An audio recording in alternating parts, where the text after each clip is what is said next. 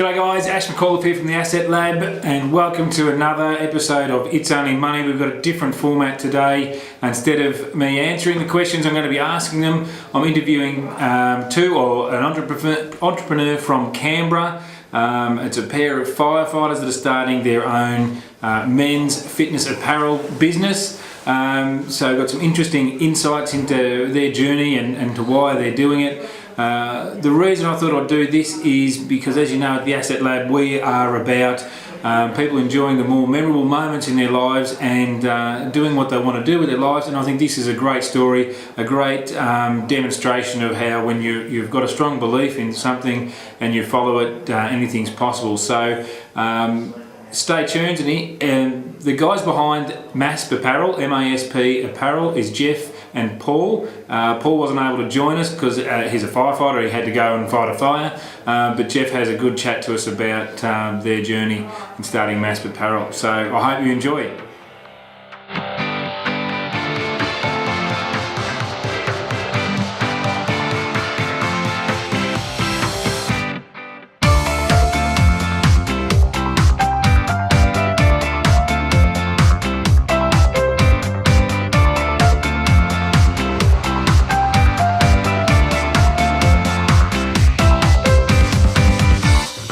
Okay, welcome to today's video. It's a little bit of a different format today. It's not just me talking at you. I'm joined by Jeff Yates, who's one half of the force behind a new men's apparel, sporting apparel, Lululemon for men, so I'm told.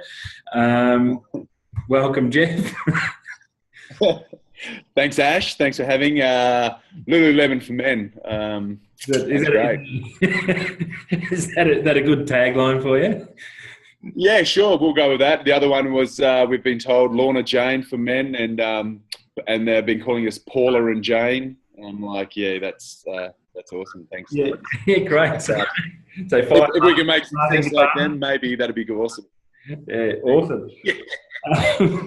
All right, so a good chance to. Look, I do have one burning question. Aside from, how do you maintain your beard, and where do I get one of those sweet hats? What does MaSp stand for? MaSp. What does that stand for? Where did that come from? Okay. Well, where it come from, actually, it was MaSp. It's an acronym or a major ampullate silk protein. And how we got it. I was not expecting that. No one does. And they're like, wow, that seems to be really nerdy and smart, which is not, if anyone knows us, we're not really nerdy and smart.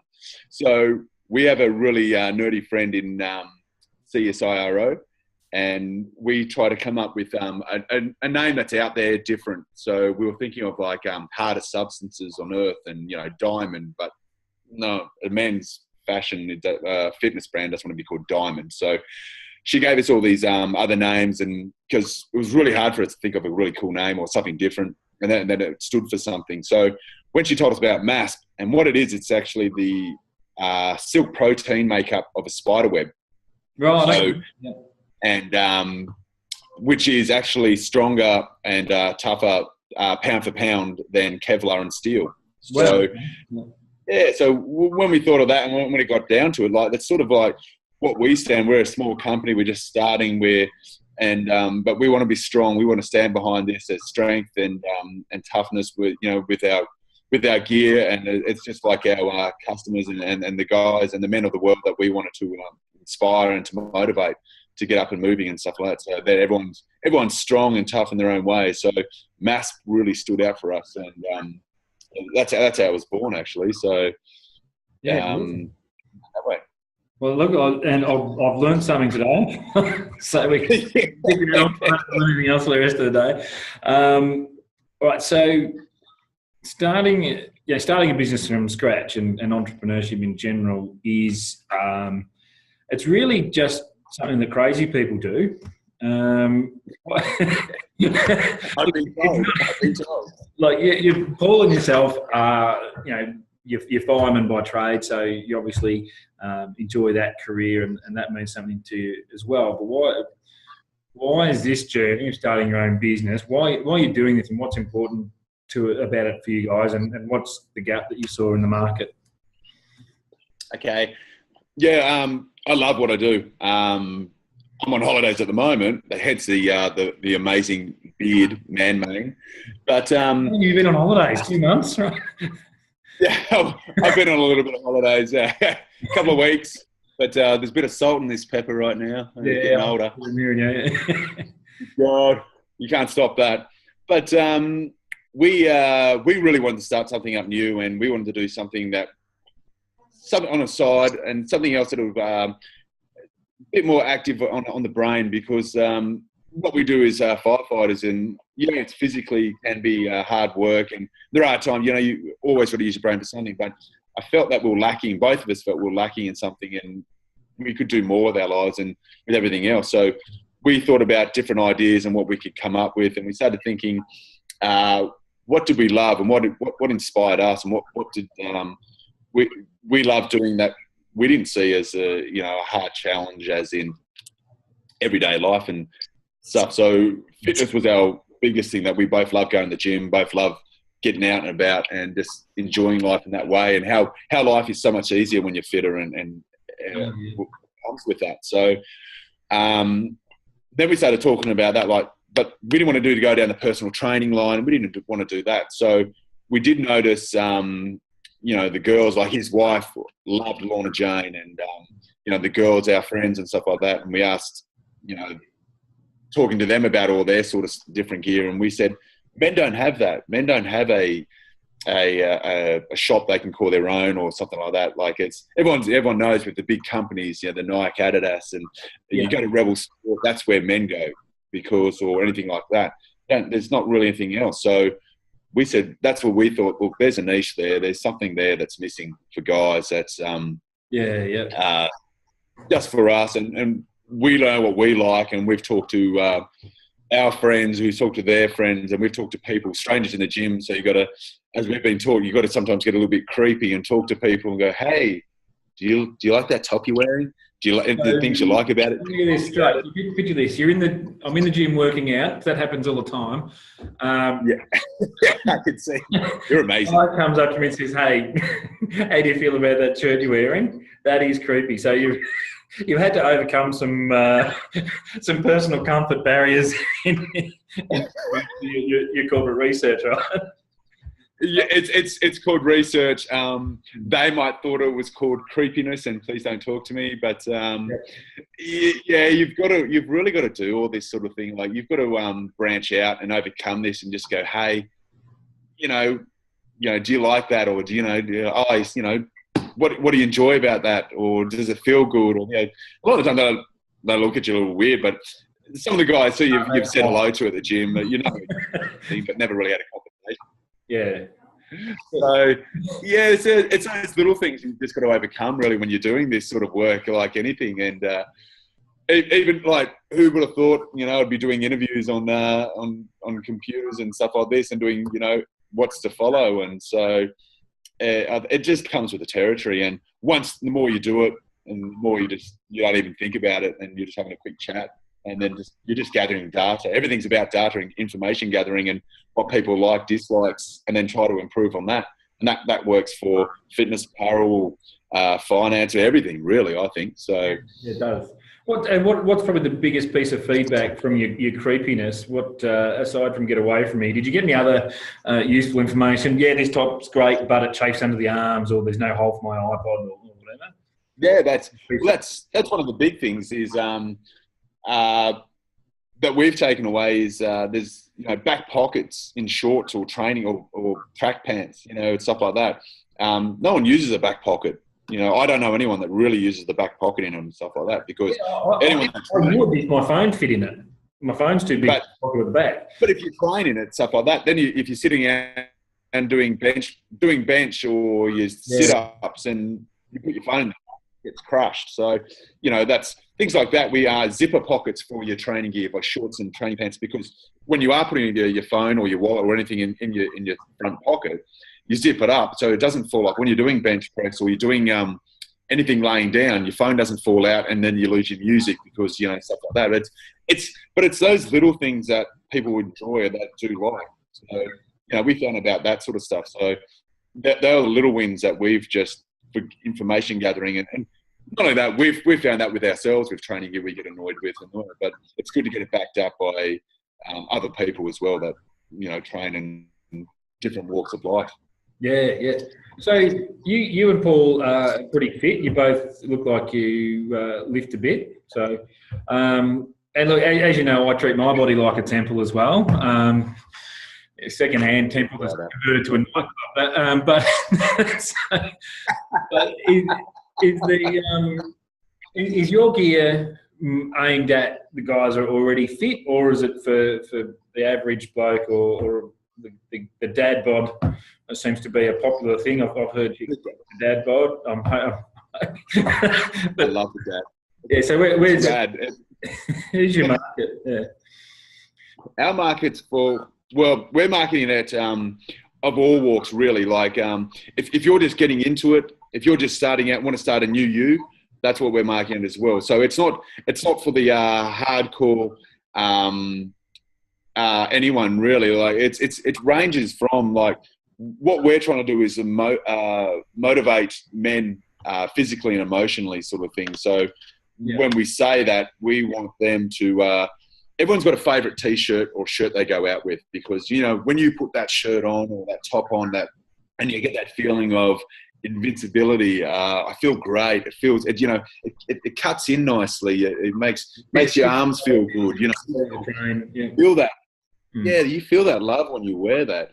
I mean, that's what we want to bring. So we want to bring that to all men. So it doesn't matter if you're an athlete and you're killing it in the gym, in CrossFit, in running, and whatever you do.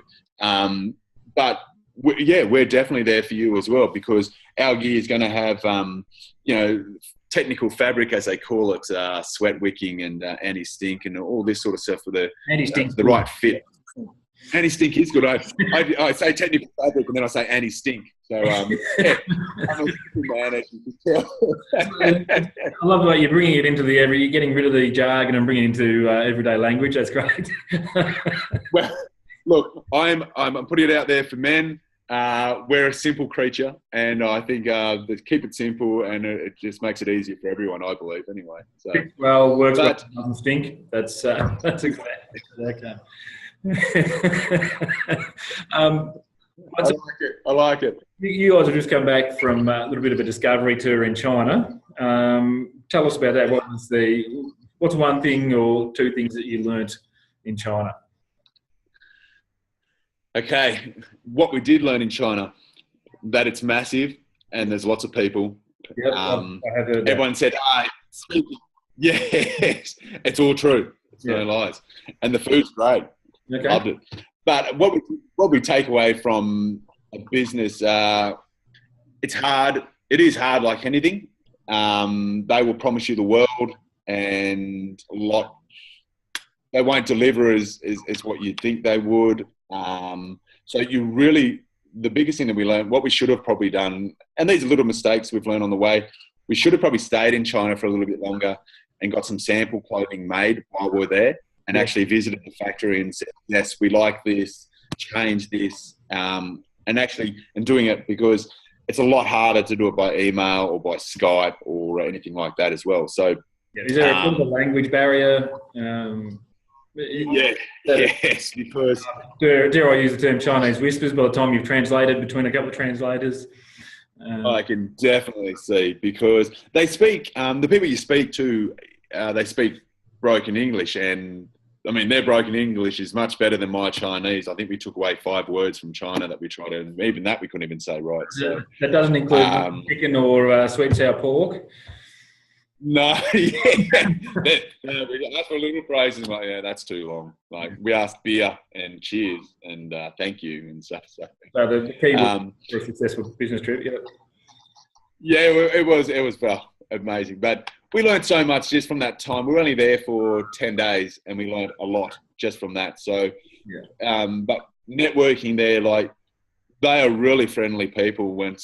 I think me and Paulie had great networking over there with a couple of factories, and one factory promised the world and they're not really delivering right now. Yes. So we're talking to a couple of other factories and they seem to be doing a lot better. So it is that real it's a bit of that challenge just to get your message across and trying to get exactly what you want and get the ideas. So the old pictures is 1,000 words. That's exactly what it is. A lot of pictures and then little scribbles next to it to say, yeah, change this and we want this bigger, or what the logo needs to be changed. So but big challenge, but yeah, we wouldn't be where we are now without going to China, I believe, that's for sure. Yeah, great. Harder. So it was a great investment to travel. All right. And so what's when can my mum jump online and order her own hoodie? I love that because yes, mumsies.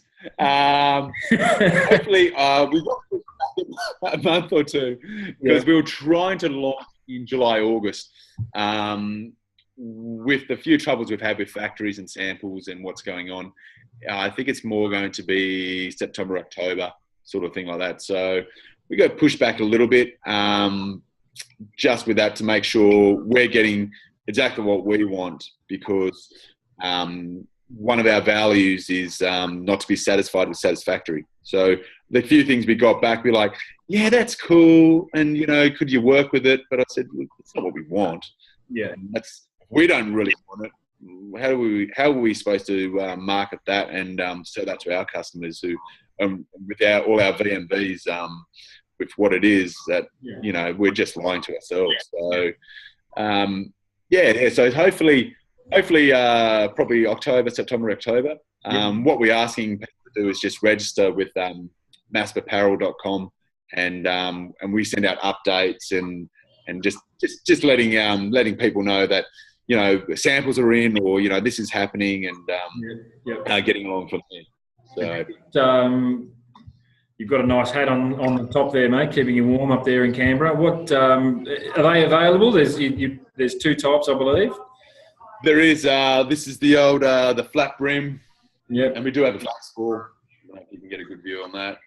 But what we're going to do, we're still in decision on that because we want to actually start selling them on crowdfunding on Kickstarter, which we're going to hopefully start.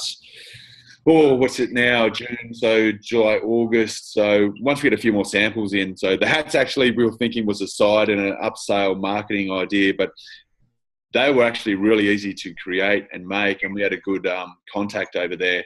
Yeah, we got them a lot sooner than we expected. So a lot of people were saying, so we actually were trying to, we're going to hold out for a little bit and put them on our website in the near future anyway. So hopefully sooner rather than later, and then put that on for Kickstarter when it comes up, and advertise on there. So we won't have to wait too much longer.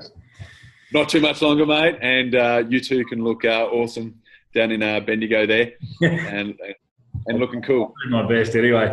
Mate, one last question, and I ask this of all of my clients and people that prospective clients, people I talk with. What's your idea of financial freedom? What do you like doing? Or what would you do with your life if money wasn't a problem?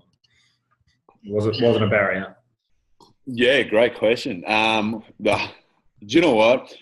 I reckon if you ask this, I think this would change all the time, but you asked me a few years ago, I think you'd get a totally different answer. And as you you get more mature and you start thinking about the bigger things in life instead of just going, let's go live in the Bahamas for the rest of my life drinking cocktails. That could have been a few years ago, but now it's, I'd love to get, if it wasn't a barrier, I'd be over in China now and getting this MaSp Apparel up and just staying there, getting samples ready. And I'd just love to bring this up to where we want MaSp Apparel to be and get that up and bring running. And insane. And I think I'd just be having my fingers in different pies as well, different ideas, and just challenging other people with other new ideas and money wasn't a problem. I mean, tell me what you want. Tell me your vision, mission, values, and that way I can know straight away where you're at, where you're heading. Yeah. And I'd love to back people like and see their dreams and see things what they want to do and bring to life. Because without entrepreneurs in this world and like the big, like look at Elon Musk and those all the Oprahs and all the big stars of the world. I mean, they've brought so much love and life and technologies to the world, and they're bringing more and more sort of things. So I mean, money wasn't an object, man. I'd love to bring more and more to this world and see technology take off and to see where we can all go. So, I mean, I think that would be the dream. Yeah, awesome. Great answer. All right, so to wrap up, MaSp Apparel, MaSp Apparel.com. Jump on there and hit the register your interest button, and you'll receive updates from Jeff and Paul. And you guys have got a reasonable following on Instagram as well, so get on there and have a look. Sign up. I think what are you at, 10,000 followers now? 10.6, I think it is this morning. Yeah, not that you're counting. It's around at 10.6. Yeah. No, not at all. But see those numbers ticking over. It's like, oh man, they're going well. I won't lie. So yeah, awesome. But that'll be fun. All right. Well, that'll wrap it up, mate. I'll let you get back to living the dream in Canberra, and I'll rug up down here in Bendigo, and we'll go from there. Thanks for taking the time, mate. Thanks, Ash. Thanks for your time, mate, and best of luck, and I'll talk to you soon. Yeah, great.